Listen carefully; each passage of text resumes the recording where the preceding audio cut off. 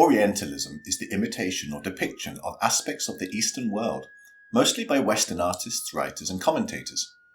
It is a theory notably developed by Edward Said in his seminal book named Orientalism, and has changed perceptions of how Eastern countries are viewed in the Western world. Orientalism refers to the Orient, in contrast to the Occident.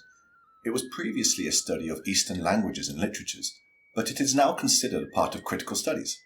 In his book on the topic, Edward Said defined it as the acceptance in the West of the basic distinction between East and West as the starting point for elaborate theories, epics, novels, social descriptions, and political accounts concerning the Orient, its people, customs, mind, destiny, and so on.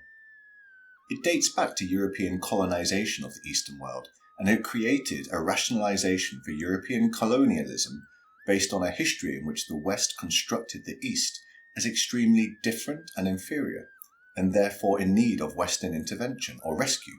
It ultimately acts as a self-affirmation of European identity. If we look at Western art depicting the Orient, it is an exotic and mysterious place of sand, harems, and belly dances, reflecting a long history of Orientalist fantasies.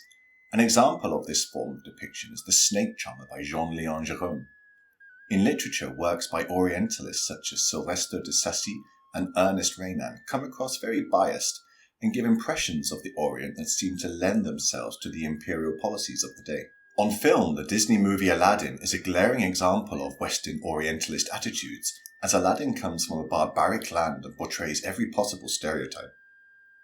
The differences between West and East have been exaggerated, and there has been a presumption of Western superiority, with the Orient often being thought of or described as primitive, irrational, violent, despotic, or fanatic.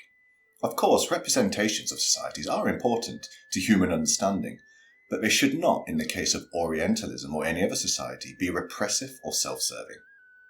Thanks for watching this 2-minute theory on Orientalism, and please look in the description for books you should check out for a more in-depth explanation. If you found that interesting, you may also be interested in other 2-minute theories. And finally, please don't forget to subscribe. Thanks for watching, and see you soon.